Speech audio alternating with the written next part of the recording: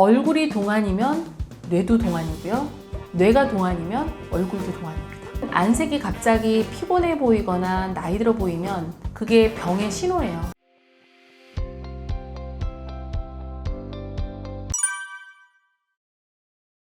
네, 안녕하세요. 저는 김희진이라고 합니다. 저는 지금 현재 한양대학교 신경과에서 치매하고 인지기능 장애를 겪고 계시는 환자분들 주로 진료하고 있고요. 또 다른 거로는 저희 지금 성동구 치매 안심센터장을 하고 있습니다.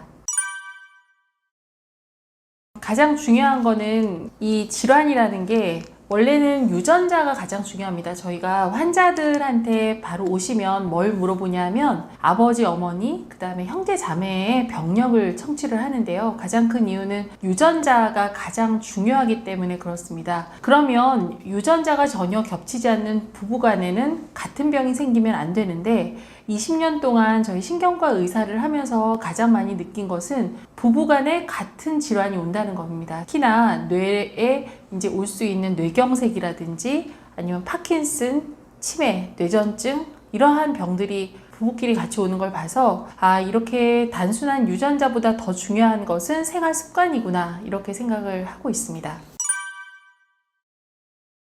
치매에서의 가장 위험한 요인은 바로 나이입니다. 흘러가는 세월을 저희가 잡을 수 없듯이 오랜 기간 살다 보면 절대적인 시간 때문에 결과적으로 뇌세포와 신체세포가 노화를 겪게 되는 거기 때문에 나이가 가장 중요한 위험 요인이긴 합니다. 그러나 더 중요한 위험 요인은 이 노년기로 접어들수록 잘못된 생활습관, 그 다음에 식습관, 대사성 질환이라고 하죠. 고혈압, 당뇨, 고지혈증 같은 걸 제대로 관리하지 못했을 때 2차적인 뇌 손상이 오기 때문에 그러한 생활습관도 굉장히 중요하다고 생각을 하고 있습니다. 우리나라가 초고령화 사회에 접어들었거든요. 이거는 2010년 전에 저희 신경과에서 예측한 것보다 훨씬 빠른 속도로 초고령화 시대로 접어들고 있습니다. 초고령화 시대의 정의라는 건 뭐냐면 65세 이상의 인구가 전체 인구의 20% 이상 차지하게 되는 게 초고령화 사회인데요. 이미 우리나라는 거기에 바로 접어들었습니다.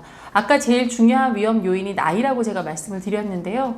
나이가 많다 보면 결과적으로 치매가 일어날 수 있는 찬스가 높아지게 되고, 그리고 또 하나는 우리나라가 급속도로 이제 경제 성장을 하면서 사회에서 오는, 환경에서 오는 스트레스도 굉장히 많다고 생각을 합니다. 그래서 노년기 치매 환자뿐만 아니라 젊은 시기에 이러한 60세 미만의 치매 환자분들도 굉장히 많이 늘어나고 있습니다.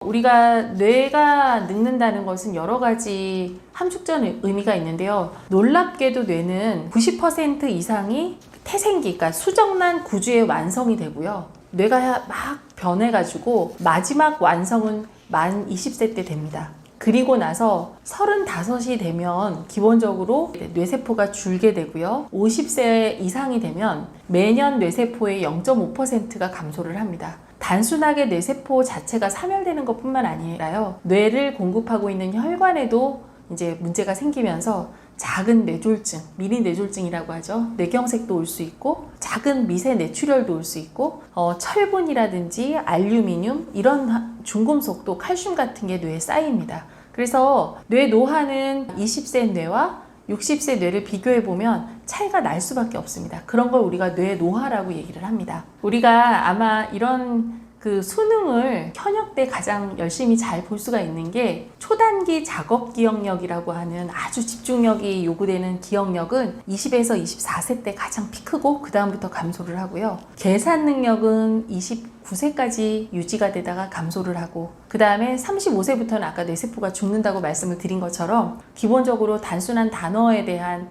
기억력이 좀 상실이 되고 언어 능력도 한 45세에서 그때까지 이제 피크를 이루다가 서서히 감소를 합니다. 그래서 아마들 느끼셨을 거예요. 20대 때 오시는 분도 있는 것 같고요. 아니면 40대에 겪는 분도 계시는 것 같은데 일상생활에서 사용하는 단어를 깜빡깜빡해서 입에 맴도는데 밖에 이렇게 내보이지 못하는 그러한 쉬운 단어 기억 상실증 같은 것들이 흔하게 겪는 그러한 거라서 그래서 저희가 다수를 하지 말라, 그냥 현역으로 들어가라, 삼수사수 하지 말라 이렇게 어르신들이 얘기하는 게 옛날 말이 틀린 게 없습니다. 뇌 노화는 사람마다 약간의 차이는 있지만 대체적으로 그런 형태로 증상이 나타난다고 생각을 하시면 돼요.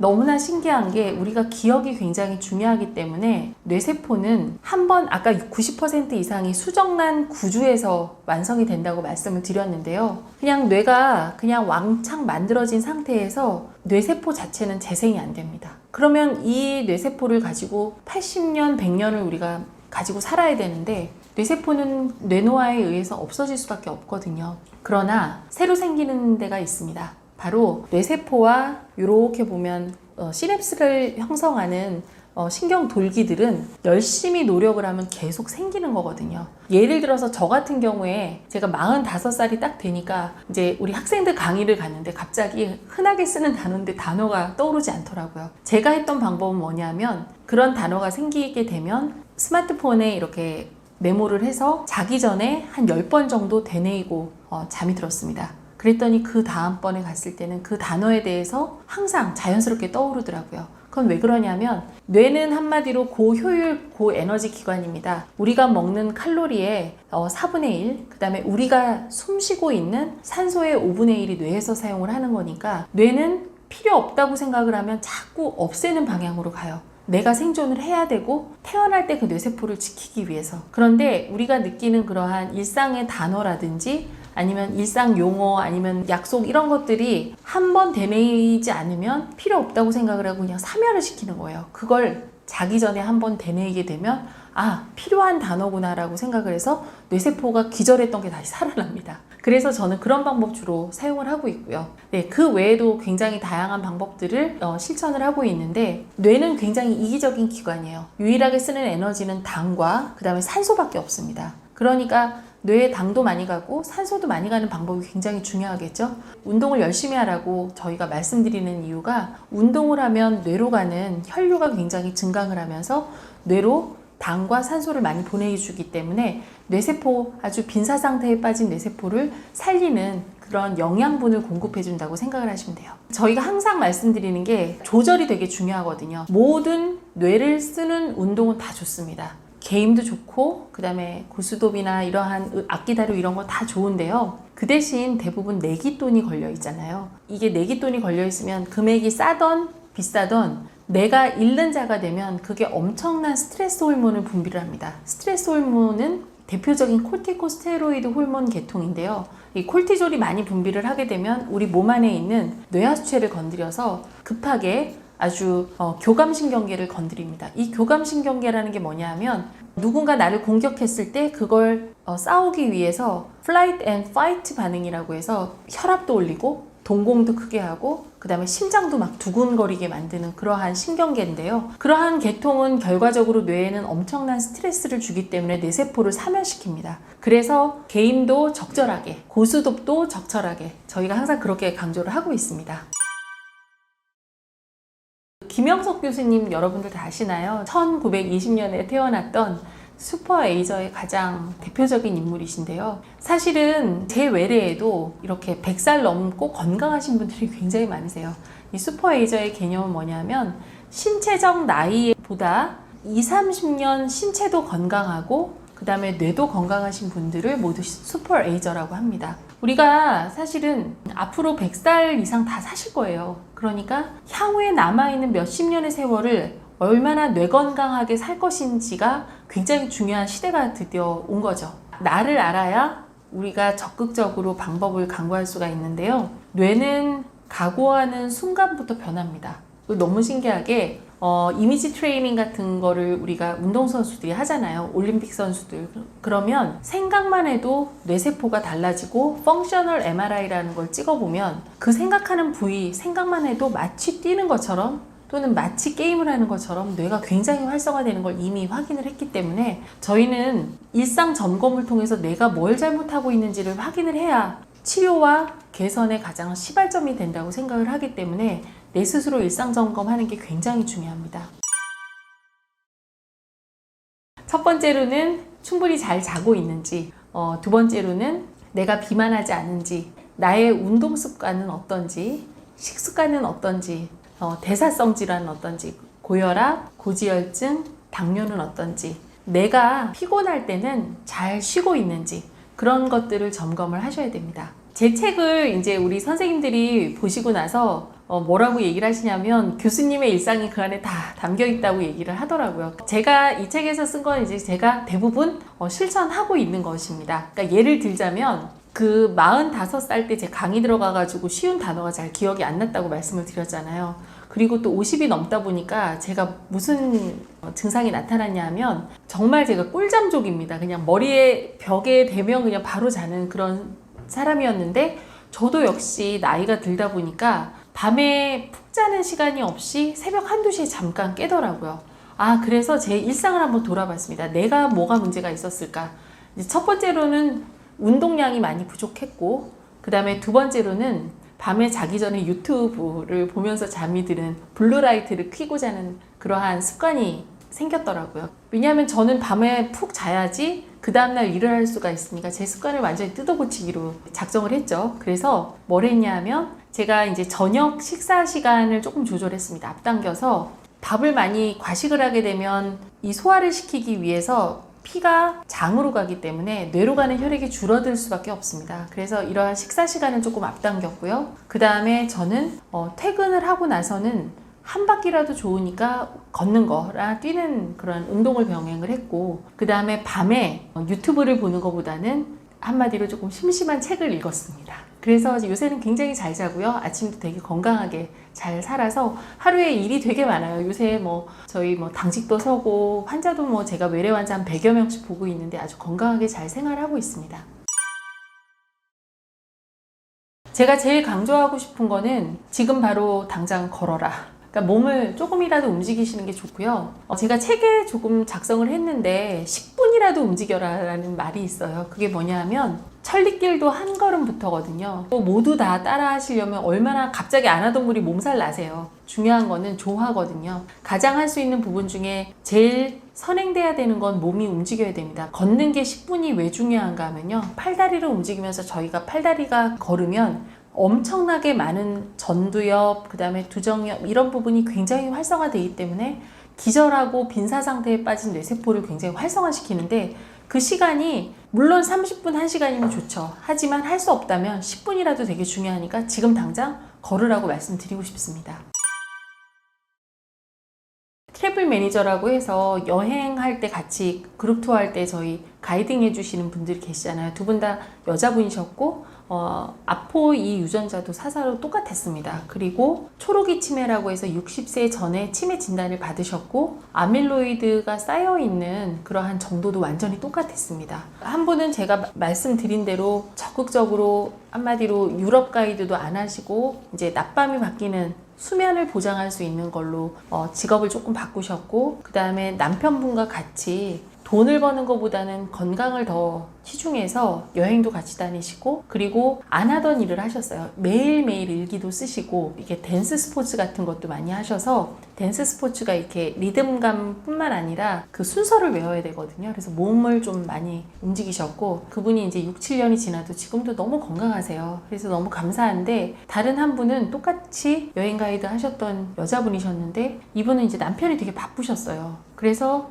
제가 직업을 그만두지 마시라고 했거든요. 근데 다른 분한테 피해가 된다라고 생각을 하셨는지 직장을 그만두셨고 고립이 되셨고, 남편은 바쁘니까 와이프를 챙기지 못하셨고 결국은 지금은 요양원에 가시게 됐거든요. 그래서 이렇게 생물학적으로 똑같은 위험 요소를 가진 이 두 분의 어떠한 운명이 달라지게 된 거는 바로 생활 습관과 나의 노력이 굉장히, 두 분 다 치료법은 완전히 동일했습니다. 그런 게 조금 안타깝습니다. 사실은 치매 전에는 해드릴 게 정말 많아요. 아밀로이드가 쌓여있는 알츠하이머 병이 있으시지만 정상인지나 경도인지 장애 환자분들한테는 저희가 해드릴 게 정말 많은데, 이게 정말 치매 단계로 가게 되면 스스로 할 수 있는 일이 없기 때문에 처음에는 1+1에 다른 사람의 타인의 도움이 한 명이지만 진행이 될수록 1+3, 1+4로 정말 소모적인 질환이거든요. 보호자도 환자도 지치는 병이 바로 치매입니다. 그런데 진단을 받는 그 순간은 좌절감을 너무 많이 느끼시는 것 같아요. 근데 모든 주치의 선생님들이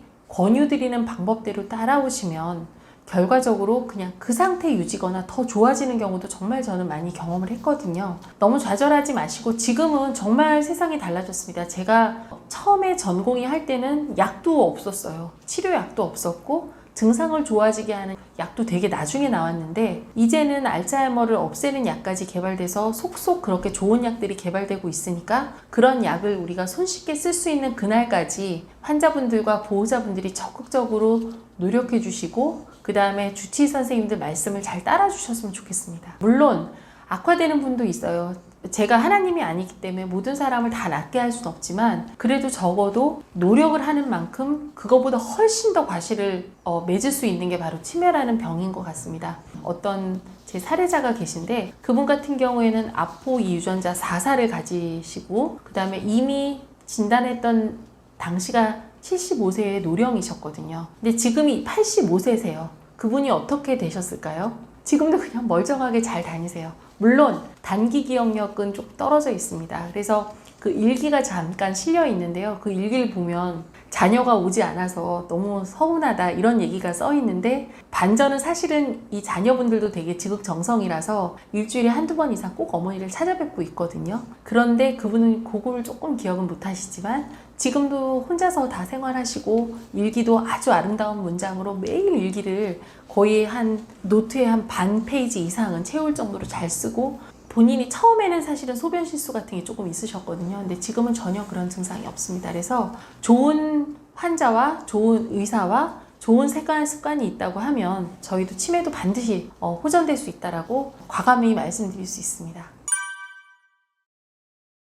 이제 제가 부부 치매, 부부 파킨슨, 부부가 병을 공유한다라고 말씀드렸는데요. 우리가 평생을 걸쳐서 같이 할 수 있는 게 바로 숨 쉬는 환경하고 그다음에 움직이는 몸하고 매일 삼시세끼 먹는 음식입니다. 그래서 음식만 관리를 철저하게 하셔도 우리 몸에 있는 어떠한 산화성 손상, 만성염증, 그 다음에 콜레스테롤, 당뇨, 고혈압 이런 것들을 정말 많이 조절하는데 필수 요건이라고 말씀을 드리고 싶어요.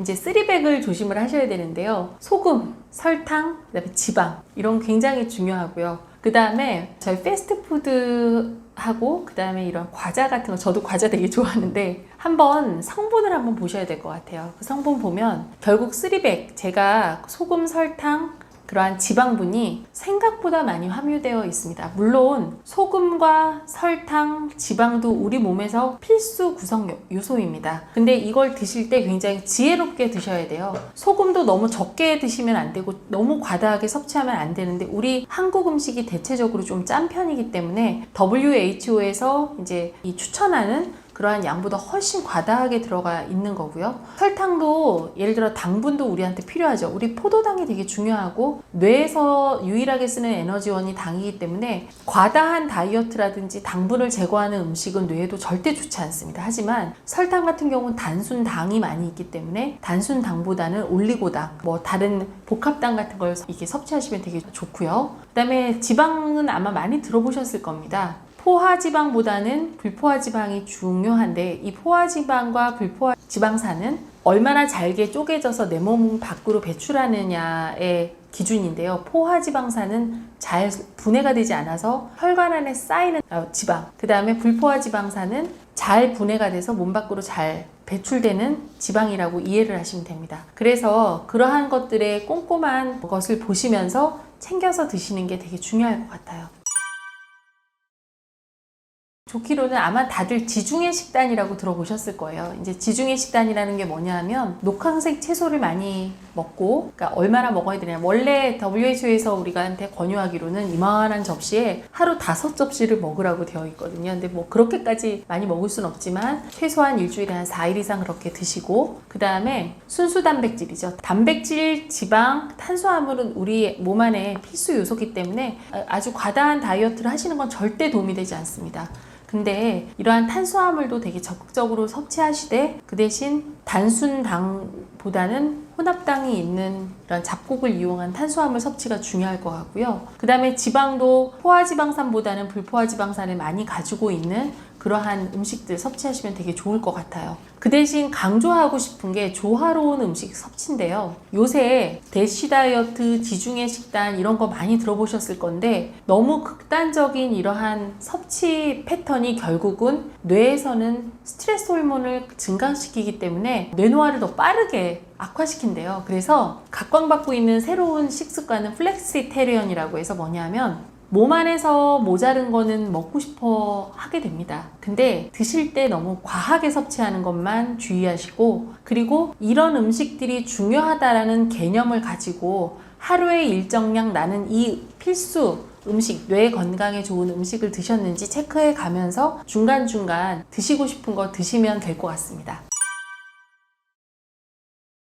저 같은 경우는 그 비니거라고 해서 이태리 식초 있잖아요. 그거랑 그다음 발사믹 식초, 그다음에 두 번째 올리브 오일을 이렇게 일반 우리 스푼에 반반씩 해서 매일 아침 먹습니다. 왜 그러냐면 그 안에는 불포화 지방산 중에 오메가3하고 오메가6가 DHEA하고 EPA라고 하는 뇌 세포의 기본 성분뿐만 아니라 인지질이라고 뇌 세포를 둘러싸고 있는 막이 있는데 그 막의 구성 성분이거든요. 그러한 것들이 많이 들어있어서 저는 그렇게 먹고 있는데, 단순 올리브 오일은 이제 외국 기름이고요. 우리나라에도 정말 좋은 기름이 들기름이 있습니다. 이 들기름이 해외에서도 각광받는 슈퍼푸드 중에 하나입니다. 그래서 이 들기름도 너무 많이는 아니고 하루에 한 스푼에서 두 스푼 정도 드시게 되면 그 안에 있는 굉장히 좋은 성분들이 노화를 촉발시키는 게 염증인데요. 이 염증을 잡아주는 항염증, 그 다음에 항산화 효과가 있다고 알려져 있습니다.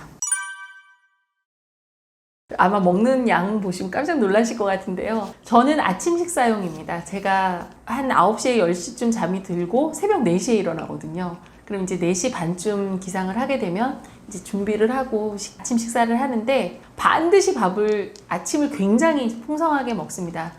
잡곡밥을 기본으로 먹되 밥의 양은 한 3분의 2 정도 먹고요. 저는 원래 이제 쓴채소를 되게 좋아해서 쓴바기 같은 뭐 이런 묵나물, 취나물 이런 거 기본으로 들어가고, 오늘 아침은 된장찌개 먹었던 것 같아요. 된장찌개랑 그다음에 생선이랑 이렇게 같이 생선 먹을 때도 있고, 뭐 중간에 삼겹살이나 고기 먹을 때도 있고요. 단백질이랑 같이 먹고, 식사를 충분하게 먹고 나서 토마토하고 그다음에 귤하고 딸기하고 있었던 그런 한 접시의 과일을 또 먹고, 그다음에 물을 한 컵을 꼭 한 컵 반에서 한 컵 정도 먹습니다.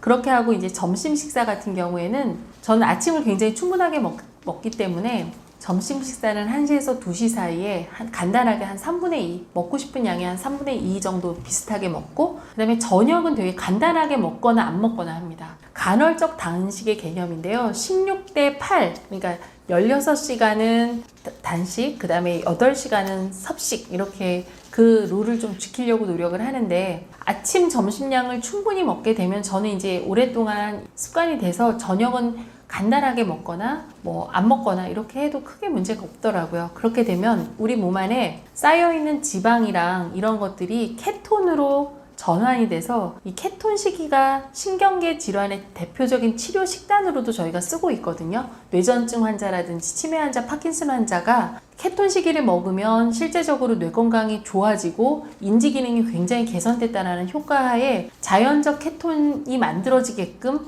하고 있습니다. 저는 아침 식사파라고 말씀을 드렸는데요. 또 저희 가족을 좀 얘기해서 그런데 저희 새언니는 저녁 식사파입니다. 아침을 아무리 강조를 해도 아침이 안 들어간대요. 평생 동안 아침을 안 드셔서. 그래서 저희 언니 같은 경우는 점심 저녁을 드시고 있고, 아침에 늦게 일어나시고, 이게 생체 시계가 저보다 훨씬 더 뒤로 당겨져 있어요. 밤에 늦게 자고. 대신 중요한 게, 내가 자기 전에 2-3시간 전에는 식사가 끝나야 되거든요. 야식을 즐기시는 경우가 있어요. 근데 대체적으로 보면 아마 이런 거 많이 느끼셨을 거예요. 밤에 이제 자기 전에 친구들 만나서 술도 드시고, 그 다음에 안주도 많이 드신 경우, 그 다음날 아침에 몸도 찌뿌둥하고 몸이 약간 붓는 느낌이 나면서 피로가 풀리지 않는 걸 느끼실 텐데, 뇌 입장에서 보면 너무나 당연한 거예요. 왜냐하면 자기 전 2-3시간 전에, 그러니까 이내로 식사를 너무 과하게 하게 되면 소화를 시키기 위해서 뇌로 갈 피가 장으로 가거든요. 이 혈액 때문에 뇌는 굉장히 민사 상태에 빠지게 되고, 과식을 하게 되면 수면이 깊은 수면을 못 취하게 됩니다. 이 깊은 수면이 되게 중요한 게, 깊게 자는 잠이 우리가 수면을 렘 수면과 비렘 수면으로 나누게 되고 비렘 수면 안에 있는 3, 4단계 잠을 자야 뇌에 쌓이는 노폐물을 제거하고 몸을 회복시키는데 식사를 하게 되면 비렘 수면에 깊은 잠이 빠지지 않게 되는 거예요. 그러면서 나는 그날 아침에 굉장히 피곤하게 느끼고 몸은 많은 과다한 음식으로 인한 염증 상태로 빠지게 되면서 신체도 늙고 뇌도 늙는다, 이렇게 생각을 하시면 됩니다.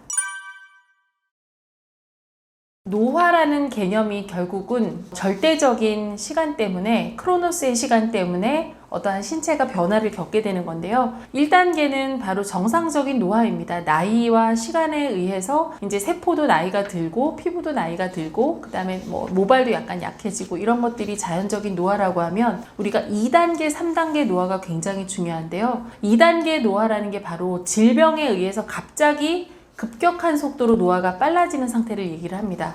특히나 질병도 있지만 우리가 외상, 다치는 것도 하나의 중요한 노화를 가속화시키는 원인 중에 하나라서 그걸 2차적 노화라고 말을 하고요. 그 다음에 3차적 노화 같은 경우에는 결국 사망에 이르게 되는 노화, 그렇게 저희가 구분을 하고 있습니다. 아침 식사판지, 저녁 식사판지 본인한테 먼저 맞는 신체 상태를 체크를 해보시길 바랍니다. 16시간 단식을 실천하기 위해서 그냥 무작정 굶으시면 안 됩니다. 저는 그건 절대 반대하고요. 너무 과다한 체중 감소, 그러니까 한마디로 한 1개월에 10% 이내로 빠지셔야지, 너무 급격한 다이어트는 뇌세포도 죽는다고 생각을 하셔야 돼요. 그래서 그건 절대 금물, 나의 패턴을 가지고 내가 먹을 수 있는 양의 4분의 3, 3분의 2 이런 식으로 조금씩 양을 실천하시면서 약간 나의 생체시계랑 같이 감안하셔서 짜시면 될 것 같아요. 뇌 건강에 좋고 신체 건강에 좋은 건 이미 다 알려져 있습니다. 다 알고 계실 거예요. 잡곡밥 좋고 포화지방이 많이 들어가 있지 않은 고기 좋고, 그 다음에 생선 좋고, 그 다음에 여러 가지 짜고 달지 않게 먹는다는 건 다 알고 계실 텐데, 내 입맛에 맞는 것도 되게 중요하거든요. 내 입이 즐거운 음식대로 먹되 너무 엄격하게 지키시면 스트레스 호르몬이 증강되니까 그거는 절대 금물입니다. 내가 반드시 하루 포식을 하고 싶어요. 그러면 그날은 운동량을 더 늘리시면 됩니다. 밥은 저도 슬로우 이터는 아닙니다. 가능하면 많이 씹으려고 노력은 하지만 일하는 업무 자체가 굉장히 빠르게 밥을 먹어야 되는 상황이기 때문에 굉장히 빨리 먹는 버릇이 있는데요. 천천히 드시는 건 뇌에 굉장히 좋습니다. 첫 번째로는 저작근, 하루에 그러니까 제대로 잘 씹고 그 안에 영양 성분이 입안에서 충분히 소화가 된 다음에 위로 넘어가면 위장 자체가 일을 덜하고 그 다음에 영양 성분이 충분히 흡수가 되기 때문에 굉장히 중요하고요. 그러면 위암도 덜 걸리고 그 다음에 씹는 동안에 저작근 바로 위에 있는 축두엽이 자극이 되기 때문에 그 축두엽이 바로 기억의 저장소거든요. 그래서 이 축두엽 자극을 통해서 기억을 더 증강시킬 수 있고, 그 다음에 두 번째로는 천천히 씹으면 그만큼 뇌기능이 더 활성화된다라고 되어 있습니다. 뇌기능이 활성화는 뭐냐 하면 결국 BDNF라고 해서 우리 뇌를 보호하는 보호 성분이 그 과정 중에 많이 된다고 알려져 있어요. 빨리 먹게 되면 막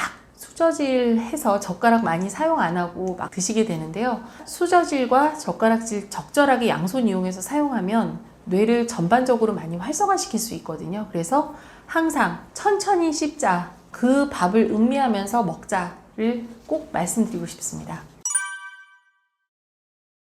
네, 물 마시는 것도 되게 중요합니다. 왜 그러냐 하면 우리 몸에서 물이, 수분이 차지하는 퍼센트는 한 몇 퍼센트일까요? 70%가 바로 물로 차 있기 때문에 지나친 탈수는 정말 뇌 신체 건강에 아주 가장 큰 해로운 원인이 될 수 있습니다. 근데 예를 들어서 내가 목이 마르거나 아니면 내가 물이 너무 부족하다고 생각해서 막 벌컥벌컥 한꺼번에 마시게 되면, 많이 먹어도 안 되고 적게 먹어도 안 되는 소금 같은 일례를 들어보면 갑작스럽게 다량의 물을 마시게 되면 두 가지 영향이 있는데, 하나는 몸에 있는 나트륨의 성분을 확 떨어뜨립니다. 그러면 이 나트륨이 결국은 세포와 세포 간의 정보를 교환하는 어떠한 신경 전달 물질의 기본 성분이거든요. 그러니까 이 저나트륨 혈증이 생기게 되면 의식이 떨어질 수 있어요. 그리고 두 번째로는 너무 한꺼번에 물을 마시게 되면 위 주변에 있는 교감신경계가 너무 작용을 하게 되면서, 교감신경계가 작용을 하면 부교감신경계라고 해서 우리 몸은 자율신경계가 적절하게 밸런스를 맞추게 되어 있기 때문에 교감신경계를 자극하게 되면 부교감신경계가 확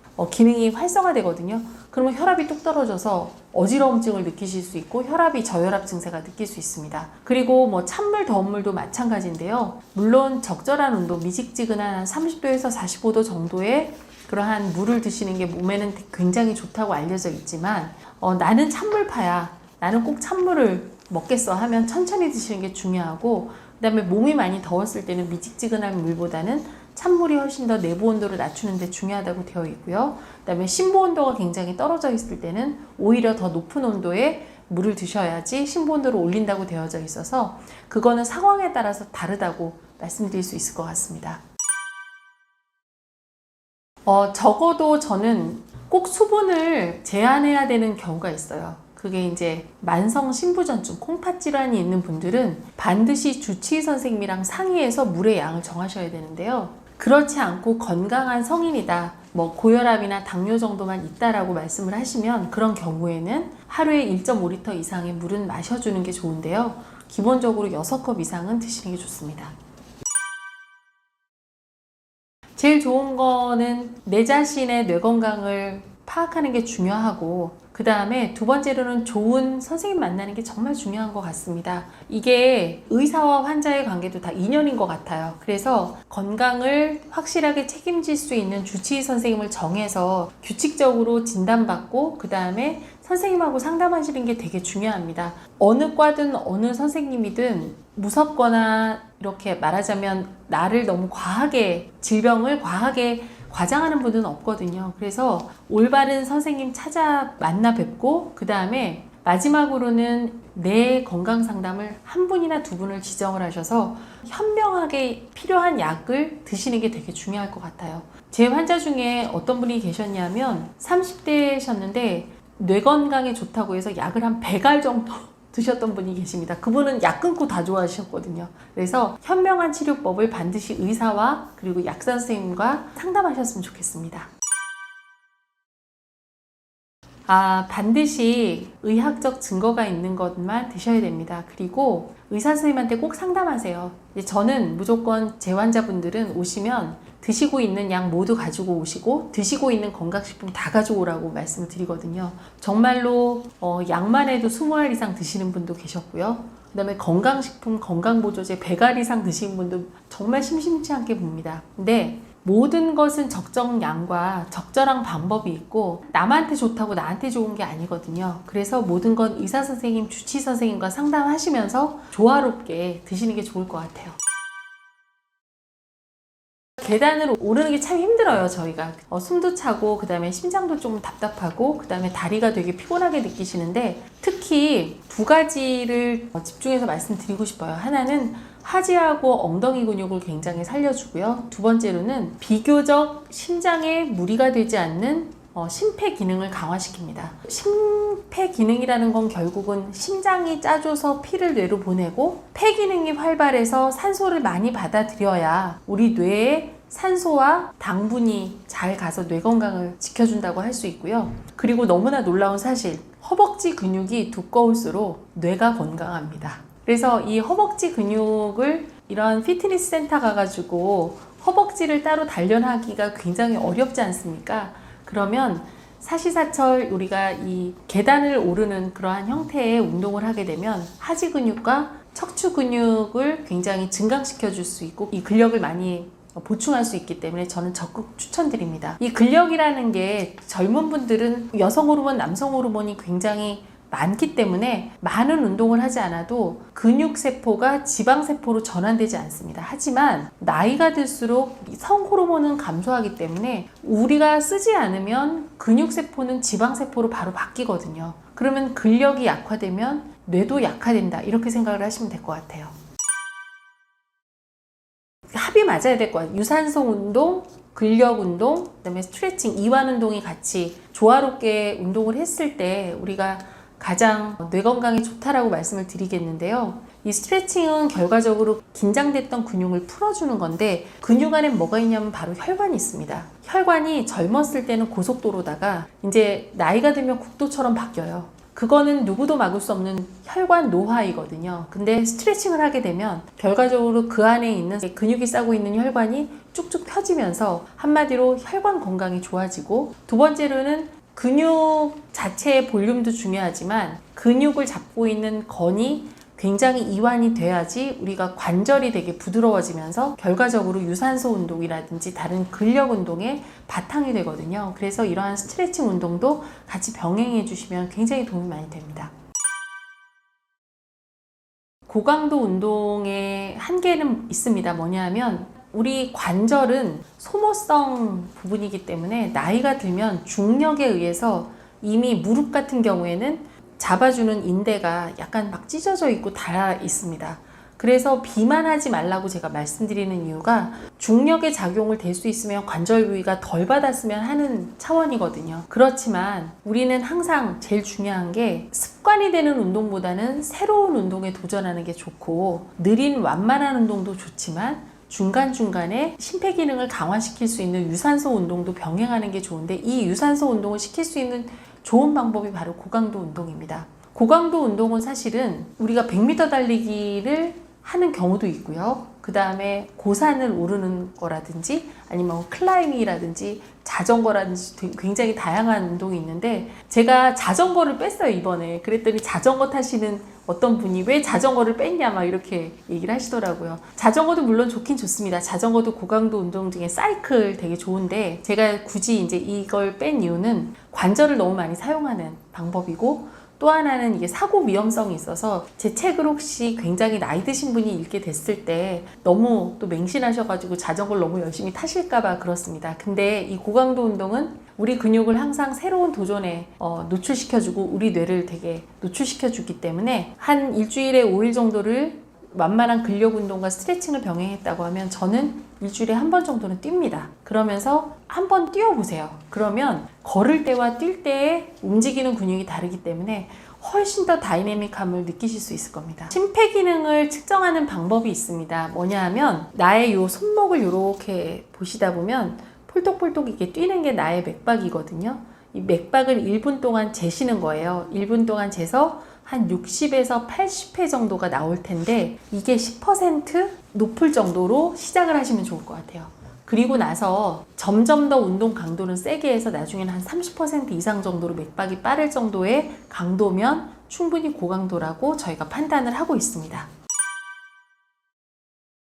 우리 몸이 겪게 되는 변화는 뭐 너무 많죠. 사실은 태생기부터 수정란 조그만한 알에서 이렇게 분할을 하게 되는데, 크게는 외배엽, 중배엽, 내배엽으로 나누게 됩니다. 외배엽이 피부하고 뇌고요. 중배엽이 내장, 내배엽이 뭐 세포 속에 있는 살 뭐 이런 것들을 얘기를 하는데요. 가장 흔하게 나타나는 변화가 외배엽의 문제입니다. 그래서 환자가 오실 때 저희가 뭘 보냐면 그분의 안색과 피부의 주름을 봅니다. 이런 얘기 아마 들어보셨을 거예요. 알츠하이머 치매가 오면 귀에 주름이 이렇게 진다라는, 피부와 뇌가 외배엽으로 기원이 같기 때문에 뇌의 노화가 오면 피부도 같이 노화가 오거든요. 그런 가지가 있고요. 결과적으로 그러니까 얼굴이 확 늙어 보인다, 그 다음에 나도 모르게 피부 주름이 많이 간다, 그러면 정말 나의 외배엽, 뇌신경에도 문제가 있다, 이렇게 좀 생각을 하셔도 될 것 같고요. 중배엽이 내장입니다. 중배엽은 뭐냐 하면 내장에 문제가 생기게 되면 한마디로 소화 기능이 좀 떨어지게 되겠죠. 내배엽 쪽에 하나가 이제 혈관 뭐 이런 것들이 있는데, 혈관 노화도 있어서 혈관이 이렇게 처음에는 고속도로처럼 길처럼 쭉 가다가 나이가 들면 구불구불하게 바뀌면서, 그래서 고지혈증을 다뤄라, 고지혈증 혈압도 우리가 관리하라, 이렇게 의사들이 강조하는 가장 큰 이유는 바른 길에는 빠른 속도로 차가 가도 큰 문제가 없는데, 굉장히 구불구불한 길에는 빠른 속도로 혈류가 갈 수도 없고, 중간중간에 지방질에 의해서 길이 막히게 되면 결과적으로 혈류 차단이 가면서 뇌노화, 심장노화가 일으켜진다, 이렇게 얘기를 설명을 드릴 수 있을 것 같아요. 알츠하이머 병이라는 건 어떻게 밝혀졌냐면, 이 알츠하이머가 박사님 이름이에요. 알로이즈 알츠하이머라는 분이 1870년대에 어떤 환자가 왔는데, 거의 50대 초반의 젊은 여자 환자분이었는데 그냥 육안으로 보기에는 그분이 한 80 나이의 노인처럼 보인 거예요. 그래서 그분이 돌아가신 다음에 뇌를 부검해 봤더니 뇌에 아밀로이드 단백질이 굉장히 많이 쌓여 있더라 해서 보고해서 그게 알츠하이머 병성 치매로 저희가 처음 부르게 된 건데, 사실은 얼굴이 동안이면 뇌도 동안이고요. 뇌가 동안이면 얼굴도 동안입니다. 그래서 그런 안색이 갑자기 피곤해 보이거나 나이 들어 보이면 그게 병의 신호예요. 그래서 우리가 환자를 올 때 의사들이 4가지를 진찰을 하는데, 시진, 청진, 촉진, 탁진입니다. 뭐냐면 시진이 바로 눈으로 보는 건데요. 눈과 피부는 우리 몸의 1차적인 하나의 창이라고 생각을 하시면 됩니다.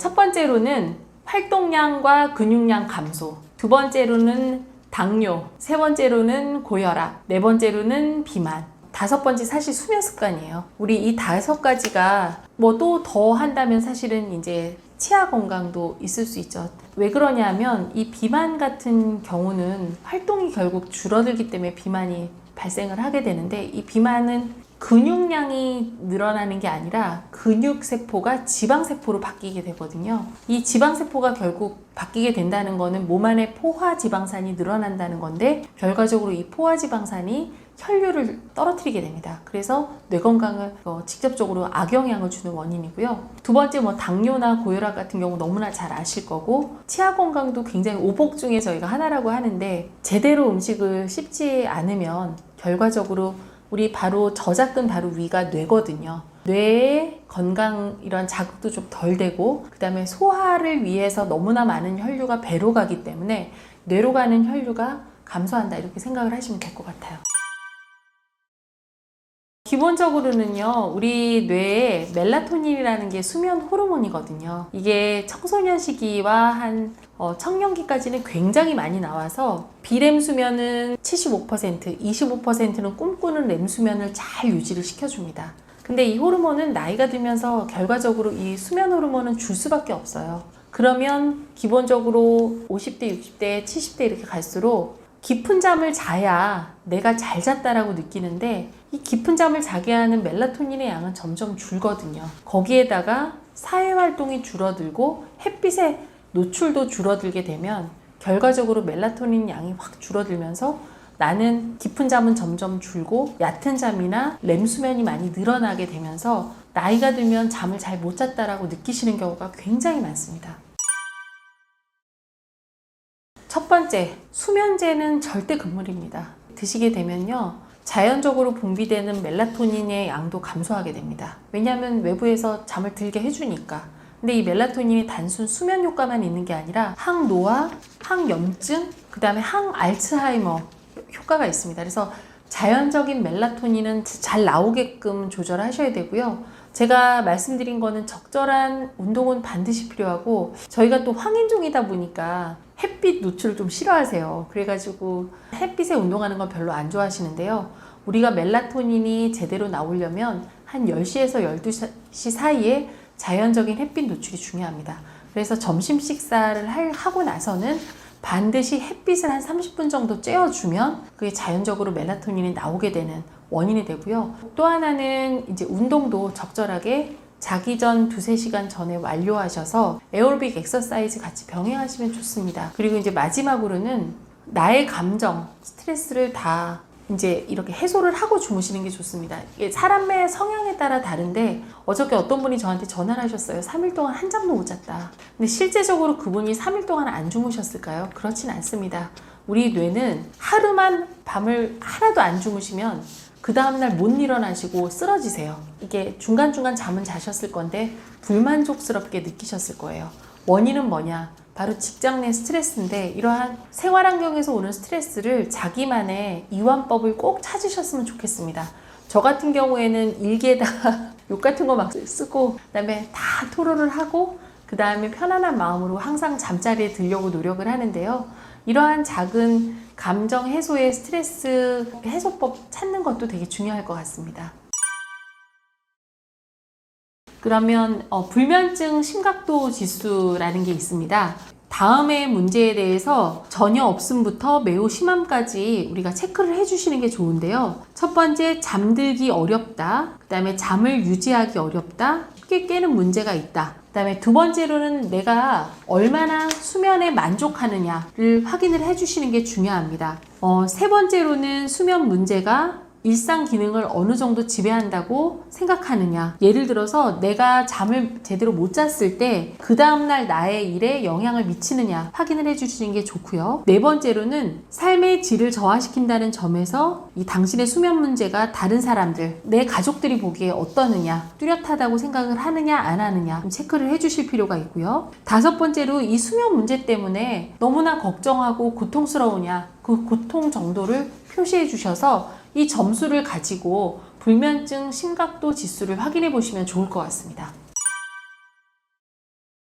기본적으로는 깜빡깜빡하는 빈도가 있거나 아니면 이 빈도에 대해서 본인이 심각하게 생각하지 않으면 반드시 병원에 오셔야 되고요. 두 번째로는 예전과 달라졌다, 사람이. 뭔가는 모르지만 느낌이 달라졌다. 여러 가지 개념이 있을 수 있을 것 같아요. 부지런하던 사람이 부지런하지 않았다. 성격이 좋은 사람이 짜증을 많이 낸다. 또는 운동 많이 하던 사람이 운동을 안 한다. 뭔가는 변했다고 하면 반드시 신경과로 오셔야 됩니다. 그리고 세 번째로는 전조 증상인데 어지럽다거나 갑자기 생긴 두통, 그 다음에 시야장애 같은 게 있는 분들은 반드시 병원에 오셔야 되고요. 그 다음에 네 번째로 또 권유드리고 싶은 분들은 아버지, 엄마가 한 60대, 70대 때 치매나 뇌졸중이 왔었다. 그런 분들은 한 번쯤은 뇌 건강을 체크해 보시면 좋을 것 같아요. 사실은 50대부터 뇌세포가 없어지기 때문에 건망증은 누구나한테 올 수 있는 자연적인 노화 과정인데요. 내가 이것을 심각하게 생각하면 별병이 아닐 가능성이 있고요.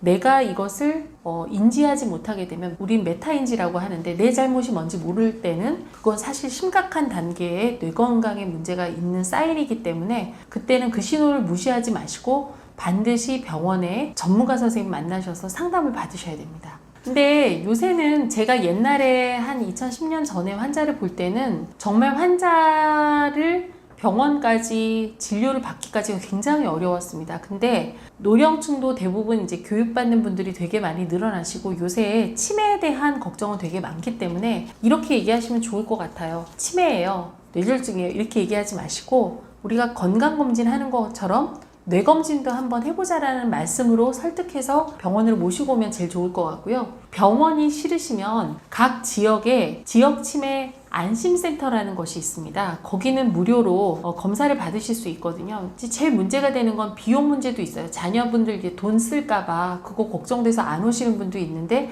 거기는 모든 검사 과정이 무료입니다. 그래서 이제 부모님한테 여기 무료다라고 얘기를 하시면 거기서 검사상 이상이 문제가 발생을 하면 파견하는 선생님들이 다 계세요. 연계되는 그 전문가 선생님들이랑 연계가 되니까 그런 식으로 이제 서서히 문과를 들이시면 좋을 것 같습니다.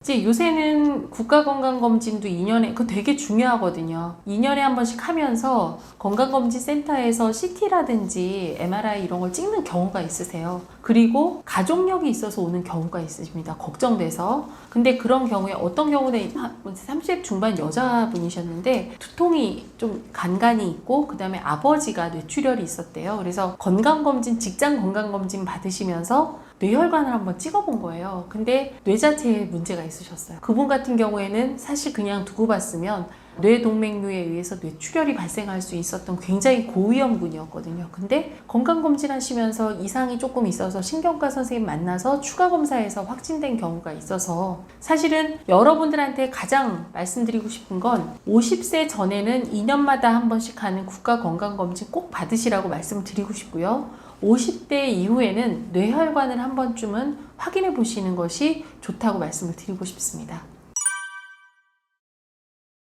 건강상태 체크가 되게 중요할 것 같아요. 거기 책에 막 150분 이상 걸으라고 해놨는데 무릎 관절이 안 좋으세요. 150분이 과연 나한테 좋은 운동일까요? 그렇지 않습니다. 그러니까 나의 건강 체크를 하신 후에 나만의 루틴을 짜시는 게 되게 중요하고요. 제일 중요한 건 한 일주일 동안 나의 현실 파악이 중요할 것 같아요. 어떻게 내가 생활하고 어떻게 먹고 어떻게 자고 그런 걸 쭉 쓰시다 보면 내가 어떻게 해야 되는지에 대한 계획이 섭니다. 그 중에서 무리하지 않게 나는 식단만 실천해 보겠다. 나는 운동만 실천해 보겠다. 나는 뭐 건강관리, 고혈압, 당뇨, 고지혈증만 해보겠다. 이 중에 하나를 정하신 다음에 그 다음 달에 천천히 확장해 나가는 게 중요할 것 같아요. 마지막으로 꼭 말씀드리고 싶은 게 뇌는 각오만 해도 달라진다는 거 절대 잊지 마시고요. 천리길도 한 걸음부터 그 옛날 선인들의 말씀이 하나도 틀리지가 않거든요. 오늘 당장 작은 거라도 실천해 보시기를 반드시 강조하고 싶습니다. 네, 감사합니다.